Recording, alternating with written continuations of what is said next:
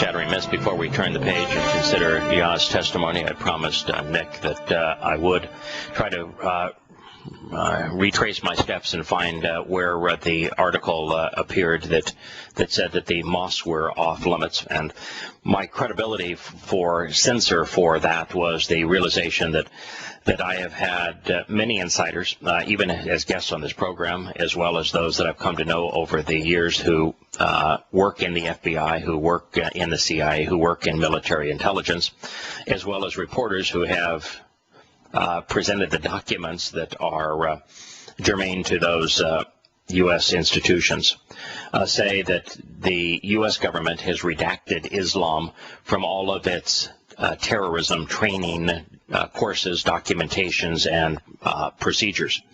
And so the fact that they would redact Islam, which was responsible for 99% of terrorist attacks in the world today, from their training and procedures manuals on terrorism certainly fits the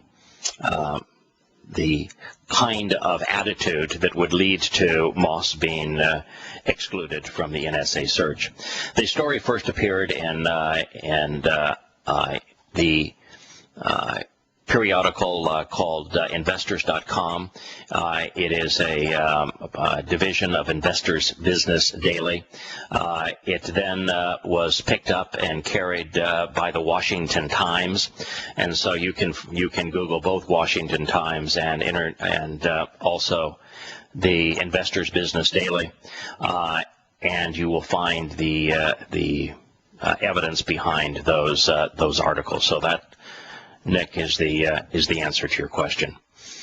What I'd like to do now is turn the page, if I may. We would like to move on to beyond the creation account, beyond the plan that Yahowah emblazoned in his creation account, which is the pattern of 6 + 1 = 7, which is the pattern of everything that God communicates to us.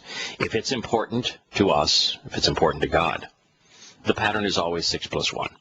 Patterns are extraordinarily important when it comes to understanding. When you recognize patterns, you make connections. When you bring things together, then you have understanding.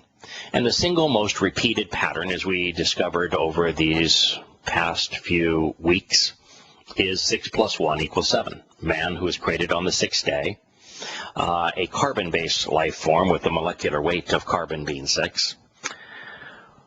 In addition to God, who is 1, equals God's desired result. It's the purpose the universe was conceived.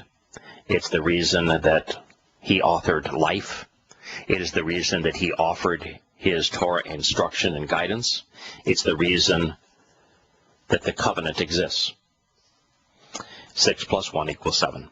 The path we walk from our troubled world to God's home is 6 steps, ending in the 7th, which is his home. It's through the Moed Mikre, the invitations to meet with God. That's why the creation account is presented in 6 days, plus a day that we spend with God, the Shabbat. When you understand that pattern, you'll understand the history of humanity after time with God in the garden. It, too, is 6 days of toil, followed by a day where we will live as we once did in the garden with God. There are very few things, therefore, more important in this formula of understanding the path to God, understanding time, understanding our history, understanding our salvation, understanding the very mindset of God than this 6 + 1 pattern. And the 6 + 1 pattern begins in the Garden of Great Joy, the Garden of Eden. And it will conclude with 1,000 years back in that garden, with God living with us on this planet. And so we're going to spend a good number of shows devoted to what happened in Eden, why it existed, what were the elements that were at play there, what was the opportunity, what was the consequence, what can we learn by investigating what was told to us about the conditions in Eden. Because when we know what happened then, we will know what will happen in our immediate future. Because we're headed back to where we began. That is the story of man. It is the story of God. So if you have a heart, a mind, to actually want to know who Yahowah is, and that's God's one and only name, if you'd like to know him as he is, if you would like to know what he wants, if you would like to know what he's offering, if you'd like to know how to accept, how to participate in the promises that he is offering and be part of his covenant, spend eternity with him in a garden of great joy, then what we learn over these next few weeks as we consider everything that he had to tell us about this garden will be extraordinarily important to you and your family. So this is the story of man, the story of living with God. We will discover Adam's and Chawah's nature. Adam is the Hebrew word for man. It is related to Adamah, which speaks of the very molecular substance of the earth itself. Chawah's name is based on the Hebrew verb for life, giving life. She, of course, has been renamed, for those of you who are not familiar with God's terminology, Eve, which is the name of a pagan goddess. Imagine that. Every English Bible, knowingly, purposefully, deliberately, deceptively, change the name of Adam's wife from Chawah, which means life giver, to Eve, the name of a pagan goddess. They all claim to be the inerrant word of God, and yet they have all lied right there, bold-faced, unapologetically. Why did they change the name to Eve? Because it was changed by those who were promoting Christianity, which is simply a blend of pagan religions, of sun god lore of old, putting new names, which was the common theme of all of the sun god pagan religions of old, new names on the sun gods and the son of the sun. And those religions, Eve was Earth, Mother Earth, the mother of God. She was the queen of heaven. And so they named Chawah, life giver, after the pagan goddess that was the mother of God, the queen of heaven. Well, if we study their nature, we will come to understand how they came to exist. We're going to explore their relationship with Yahowah. We're going to detail their rebellion and its consequence. But more than all of these things, God's going to reveal the nature of choice and the role that free will plays in forming loving relationships. Which, my friends, I can tell you personally, but my opinion doesn't matter. God will tell you that the most important and valuable commodity in the universe is a loving family relationship. The reason it's the most valuable commodity in the universe, it's the reason the universe exists. Without that reason, we don't exist. Nothing exists other than God himself. Love is the one thing that cannot be compelled.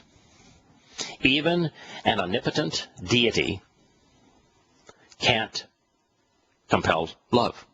By the way, God does not ever say that he is omniscient, all-knowing. He never says that he is omnipresent, always everywhere. He can't be all-knowing, because if he were all-knowing, then two things would change. He would cease to be infinite, because the only way for God to be infinite is he has to constantly grow. And the only way that God can expand and grow is through the benefits that relationships provide, that exchange that is always new and fresh and exciting that exists in loving family relationships. That's how God grows. That's what makes God infinite, is this family covenant. But God can't be all-knowing, because if he was all-knowing, he couldn't have a family. He specifically says that our sins, our offenses, our flaws, he doesn't see, that he blots out, that he forgets deliberately. There are things that he does not know because he does not want to know, because it's in our interest that he not know. The purpose of the garment of light, it floods us with his light obliterating any darkness. And God cannot be all everywhere at one time omnipresent, because if he were to be, then he would cease to be a unique individual. And he tells us that he is a unique individual. The moment he is everywhere, then he is the grass, he is the flower, he is the bird, he is the tree, he is the rock. He is the molten core of the earth, he is the light of the stars. He ceased to be unique when he is everywhere. Those are human corruptions of who he actually is. But even if he were, as religions make him, all-knowing, all-present, all-powerful, even if he was those things, he could not compel love.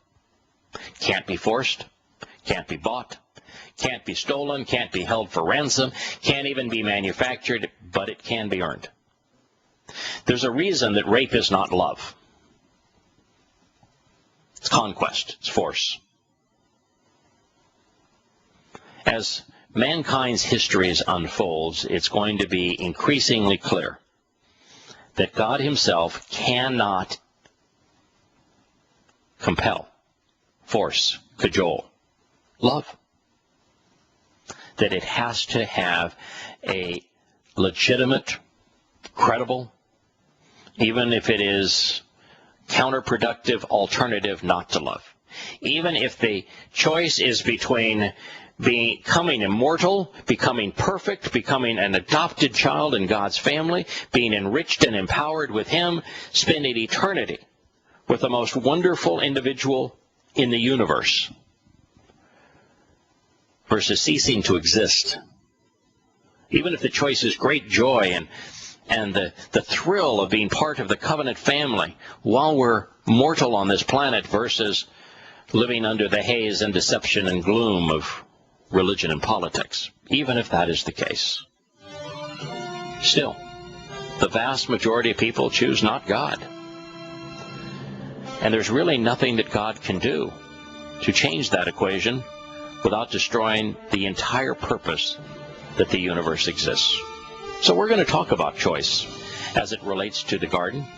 We're going to talk about the adversary and why he was necessary and why he was allowed into the garden and what he did to make himself so popular.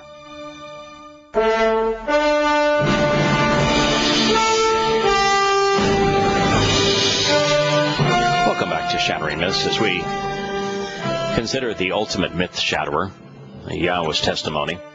One of the things that we find is that the bottom line with all of this as it relates to love is that it requires the capacity not to love. If the object of Yahowah's affection cannot reject him, then accepting him becomes meaningless. And as mankind's history unfolds, this will become increasingly clear. One of the great myths of religion is to present God as a Lord, and to present his message as it is good to fear him. But no one loves a Lord. A Lord commands, a Lord owns, a Lord requires capitulation. People are forced to bow down before a Lord. They have to submit to the Lord's authority. The Lord controls their lives. The people that exist in the lands controlled by lords are owned by those lords. They don't ever engender love. They engender hate. There are lots of people that masses will capitulate to.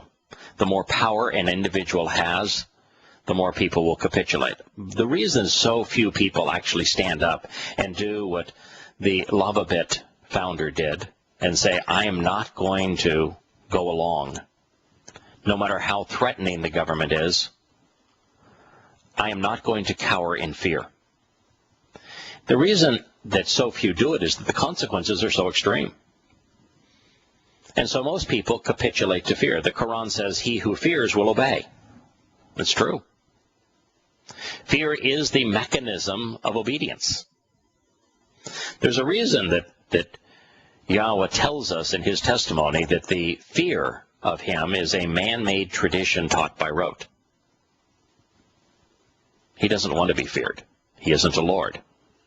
The role that he desires in relationship to us is father. Fathers do not lord over their children. Children do not bow down to their fathers. Children do not worship their fathers. Fathers actually make sacrifices on behalf of their children. Fathers get down on their knees to lift their children up. Fathers, good fathers, are loved by their children. Their children never fear them. To fear a father means that that father is corrupt, is mean, is evil. The only fathers that are feared are evil. So if God is to be feared in the role of father, then religion is casting him as evil.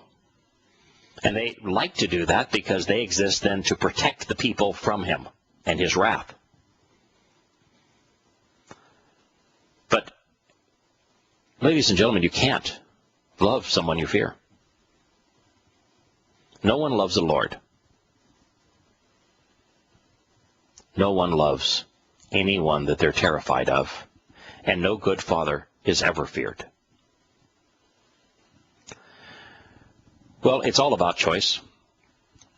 It's the reason that religion exists, to offer an alternative to Yahowah, his covenant relationship.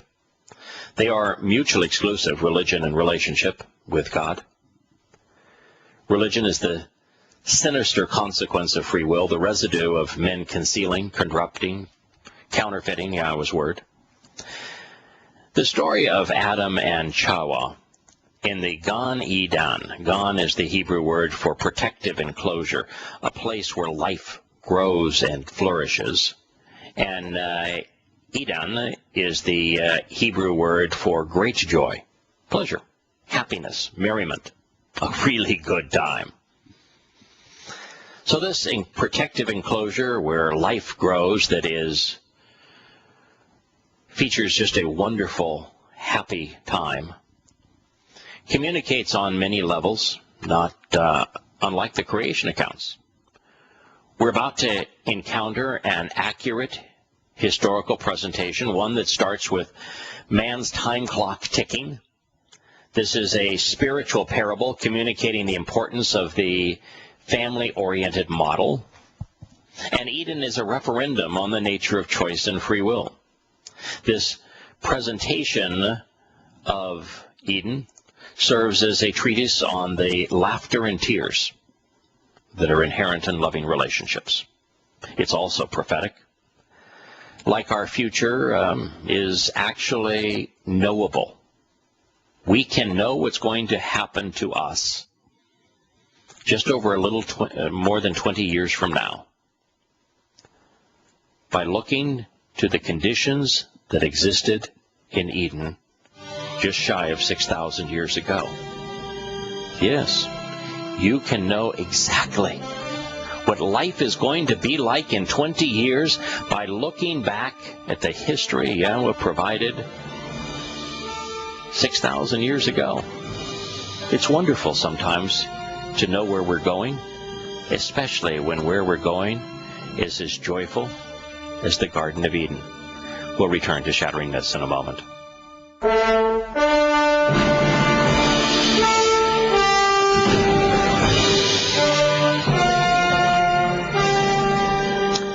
Yes, indeed, ladies and gentlemen, our future is made known by our past. You know, Christians are wont to tell you that anyone who tells you when things are going to happen, particularly what they call their second coming, is satanically inspired, and that they are antichrist, and that no one knows the hour, not even the Father, only the Father, and not even the Son knows the hour. And of course, what they don't recognize is that the Olivet Discourse that Yahushua was citing at the time, he was reciting Zechariah, and he was reciting it in Hebrew, and that it got a bit twisted in terms of word order in Greek. But even in the Greek, the answer is right before the faces of Christians. They just don't pay any attention to it, which is that the weakest form of knowing, which is actually acquainted with, oida, was used to translate what Yahushua said. That's what she said, just not aware. And it was in the present tense, which means that the 11 fellas that he was chatting with at the time, that they weren't aware. And so it's not a statement that no one would ever know, and God didn't give us his Torah, prophets, and Psalms so that we would stay stupid. I mean, think of, I'm going to create a book called Teaching, and I'm going to teach you what's important for you to know. And then I'm going to create books called Prophets, which I'm going to tell you what's going to happen in the future. But the purpose of my teaching and the purpose of me telling you what's going to happen in the future is for you to remain absolutely stupid. I mean, the whole mythos of the religious explanation that you're never going to be able to figure out what God is telling us is just so unbelievably moronic. I guess that's why they call it faith, right? Because if you were to think about it rationally, if you were to examine the evidence and be logical about it, you could never come to that conclusion. No, Yahowah told us his timeline, all based on 6 + 1 = 7. He told us when things would happen, and you can quite easily, so long as you're receptive, so long as you enjoy the patterns and making connections, it's really quite easy to come up with a clear understanding of his timeline and know when he's going to return. It won't be his second coming, it will be his 7th. But it is easy to know that it's going to occur on Yom Kippurim, because he told us it's going to occur on Yom Kippurim. He told us that the last 1,000 years would mirror the story in creation. He told us that when he described the purpose of the Shabbat and said that he himself observed the Shabbat. And so we know that 6,000 years from the time that Adam and Yahowah were expelled from this garden, that we will return to it, and that God will live with us in our home, and that it's going to be preceded by the Day of Reconciliations, and then the Eden will be established for 1,000 years on Sukkah. And all we have to do is determine what is 6,000 years from the time that Adam and Yahowah were booted out of the garden, and then identify the landmarks along the way to know for certain what this day will be. We know the day of the year. He told us he's going to return on Yom Kippurim. And 5 days later, he's going to begin the millennial Shabbat, which is a 1,000-year celebration of not only the Sabbath, but of the Mikra of Sukkah. So it's which years would be the question, right? Well, we know that everything he's ever done that's important is on a Yobel. Yobel is a time that Yahowah specifically says it's based upon Shavuah, and the Sabbath. It's 7 times 7 + 1, which is 50 years.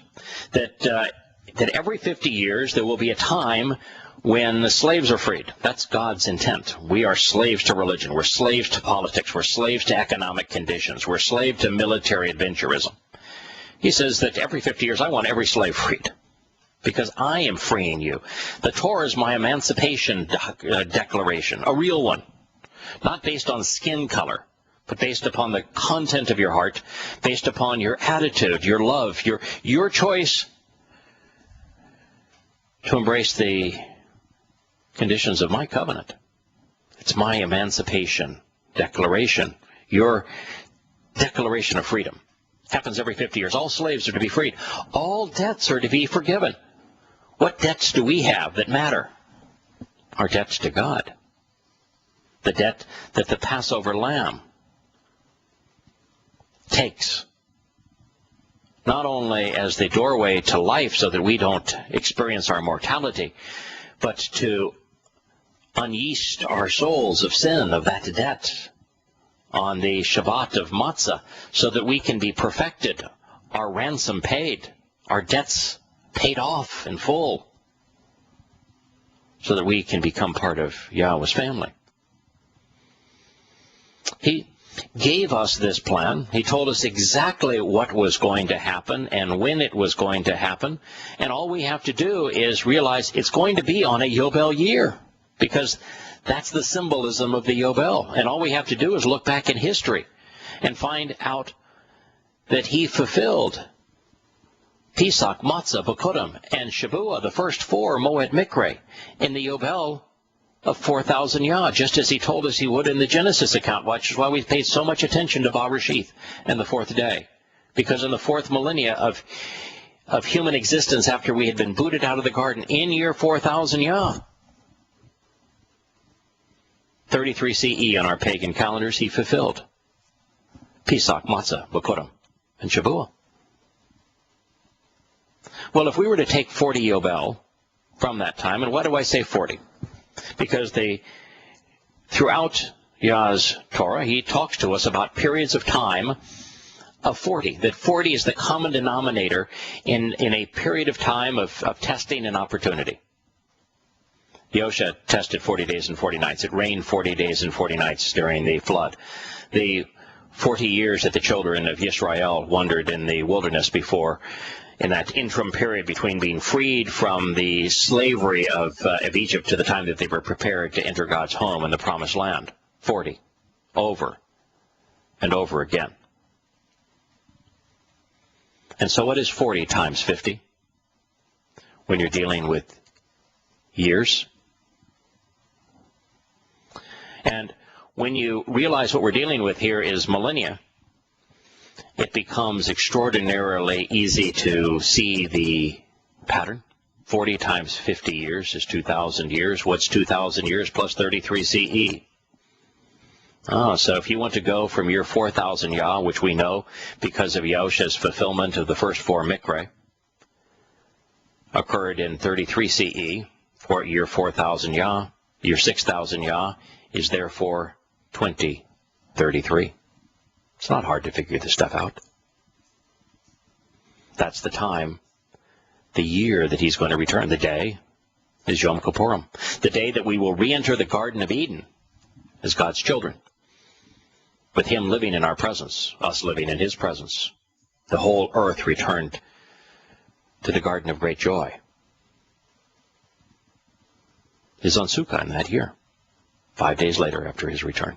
It's easy. You even know how he's returning, not dialed down as a physical manifestation, but as light. He's returning as Yahowah, because that really is his only name. And we know his name is not Jesus. It most certainly isn't Christ. But when we get right down to it, Yahusha is far more of a descriptive title, a description, if you will, a mission statement from a business perspective of what Yahweh was doing by fulfilling those 4 Moed Mikre, those dates in 33 CE, year 4,000 Yah, and why he will return 40 Yobel later in 2033 and complete the last 2. Yom Kippurim, the Day of Reconciliations, and Sukkah, camping out with God for all eternity.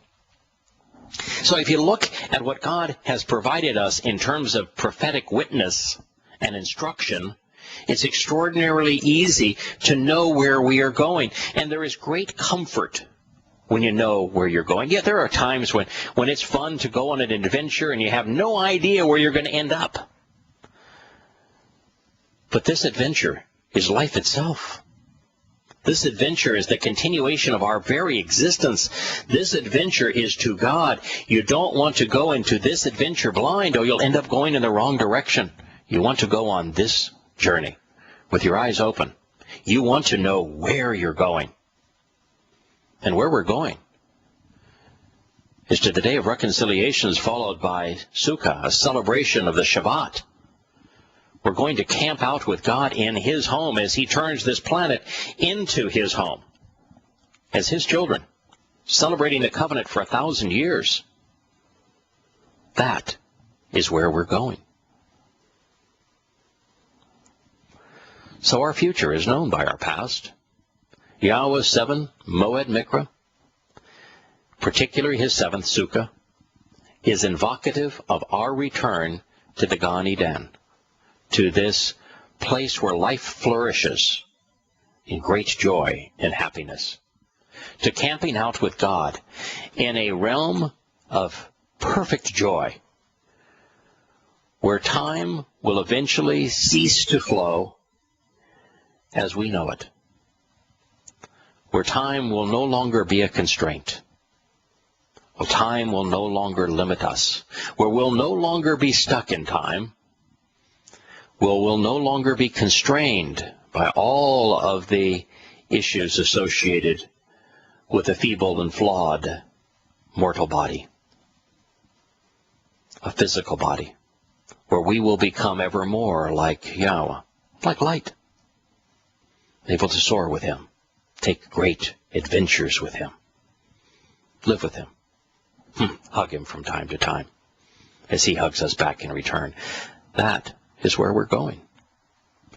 Now, to appreciate all of these intertwined testimonies, it is incumbent upon us to scrape away centuries of religious muck, which has been smeared on top of the Bereshith Genesis account by Jewish theologians and Christian theologians, even to a large degree Muslim theologians.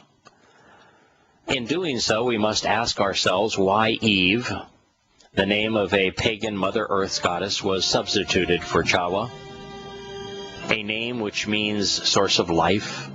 In Babylon, the Mother Earth goddess Asherah, also known as the Queen of Heaven and Mother of God, became Eve when she wed the evening star, also known as Satan. Asherah, in this guise, became known as the serpent goddess. She is now the Mary, Madonna, and Child of Roman Catholicism. We'll be back in a moment.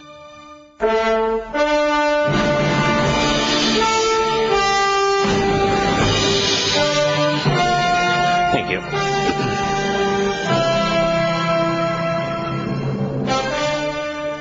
Yes, indeed. God provided us with insights that not only tell us why he created the universe, which was for the experience in the Garden of Eden. God even told us that he would have been satisfied if there was only one of us to be his child. If Adam alone served that need that God had, that desire that God had for a free will loving relationship, God would have been satisfied. That's something to think about when shouldn't say you, but when so many religious institutions and others say that God wants to save everyone, and that we all go to heaven, and except the axe murderers, and that all children go to heaven, and that heaven's going to be this grand old big place. Yeah, no, God would have been satisfied with one. And when Yosha says very few will find the door to life, and most will. The vast preponderance of people will march along with the masses to their own death and destruction. And when Yahowah wrote in the second of the three statements on the first of the two tablets that thousands will avail themselves of his mercy by walking to him in love and by closely examining, carefully considering the terms of the covenant. When he shared those things with us, he's telling us the truth, that heaven's not going to be a very crowded place. God's home is it's going to be sparsely populated, and that doesn't bother God at all. It's sure that he is hopeful and would be happy if the preponderance of us chose to walk to him in love and to pay attention to the conditions associated with his covenant, and we embraced them, and we looked at his Torah as the most brilliant document ever written, and that we loved its every word and insight because of what it teaches us. And he would love it if the preponderance of us came to know him as he really is and embraced him as he is. But he knows that the vast preponderance will not, and that the vast preponderance of people will be deceived by religious myths of one sort or another, the Christians by their mythical New Testament, by Pauline doctrine, Muslims by everything Muhammad said. It was something that was obvious that was going to occur, and God was willing to create the universe no matter how few people chose to form a relationship with him as he really is. So it is something to think about in this regard. But You need to look at the Garden of Eden to see what time with God will be like. Would you want to spend all eternity with God in the conditions that existed in the Garden of Eden? Would you view that as fun? Now, if you're religious, you wouldn't. You're not going to be singing praise songs to him. You're not going to be bowing down to him. You're not going to be giving him gifts. You're not going to be calling him by horrible names. You're not going to be deceived by all manner of religious and political jargon. You're not going to be able to fear him. You're not going to be able to worship him. You know, if you're religious or political, if you don't like his Torah teaching, you'd find heaven hellish. And you'd make life miserable for God by making it miserable for yourself. So you can look at Eden and find out, are you interested in spending time with the God who created it and who interacted with humankind in that place? So to appreciate all of these intertwined testimonies, we are going to have to scrape away all of the centuries of religious corruption. We are going to have to find out why man chose to corrupt these testimonies and to ignore so many of them, to even ascribe them to myth, when Yahowah proved that he told us the truth.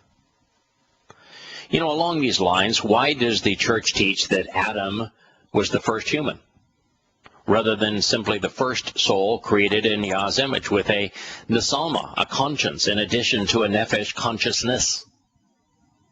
God goes out of his way to tell us that Adam was not the first animal, not the first mammal, nor the first Homo sapien.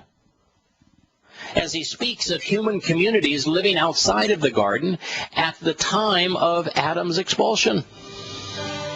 Therefore, archaeologists and paleontologists have verified that the species that we consider human, Homo sapiens, has roamed the earth for approximately 100,000 years and was thriving well before the expulsion from the garden. Well, we're going to pick up the story of Adam and Chava, of Yahowah, of the Garden of Great Joy, when Shattering Myths continues tomorrow. May God bless you all.